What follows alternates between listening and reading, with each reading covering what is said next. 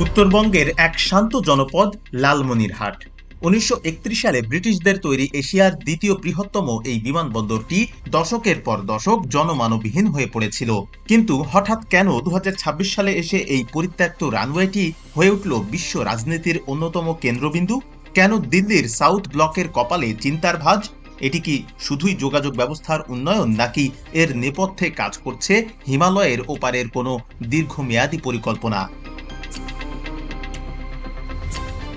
মানচিত্রের দিকে তাকান। ভারতের মূল ভূখণ্ডের সাথে উত্তর পূর্বাঞ্চলীয় ৭টি রাজ্যের সংযোগ রক্ষা করে মাত্র ২২ কিলোমিটার প্রশস্ত এক সরু ভূমি, যাকে বলা হয় চিকেন নেক বা শিলিগুড়ি করিডর। আর এই করিডর থেকে মাত্র ২০ কিলোমিটার দূরে অবস্থান করছে বাংলাদেশের লালমনিরহাট বিমানবন্দর। ভারত দীর্ঘকাল এই অঞ্চলকে তাদের নিরাপত্তার জন্য সবচেয়ে সংবেদনশীল বলে মনে করে। ভারতের প্রতিরক্ষা বিশেষজ্ঞদের আশঙ্কা, লালমনিরহাটে যদি শক্তিশালী রাডার সিস্টেম বা আধুনিক যুদ্ধ বিমান মোতায়েন করা হয়, তবে যুদ্ধের সময় ভারতের ৭ রাজ্য মুহূর্তেই বিচ্ছিন্ন হয়ে যেতে পারে।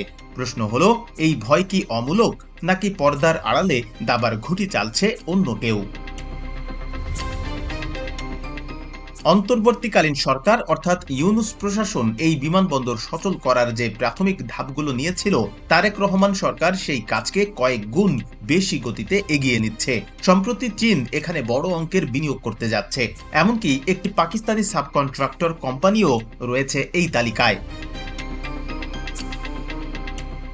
দিল্লির গণমাধ্যমগুলোতে এখন talk of the town Lalmonirhat.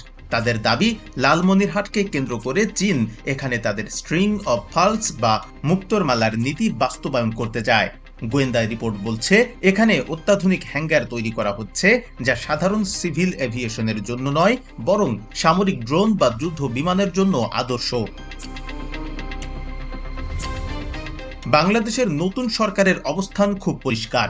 দেশের সার্বভৌমত্ব এবং অর্থনৈতিক স্বার্থ সবার আগে। তারেক রহমানের এই কঠোর অবস্থান ভারতকে কি নতুন করে ভাবতে বাধ্য করছে? দিল্লির দীর্ঘদিনের মিত্র হারিয়ে যাওয়া এবং লালমনিরহাটের মতো স্ট্র্যাটেজিক পয়েন্টে ঢাকার এই সক্রিয়তা কি দক্ষিণ এশিয়ার ক্ষমতার ভারসাম্য বদলে দেবে? ভারতের একসময়ের একতরফা প্রভাব কি তবে এবার চ্যালেঞ্জের মুখে? একদিকে ওয়াশিংটন, অন্যদিকে বেইজিং।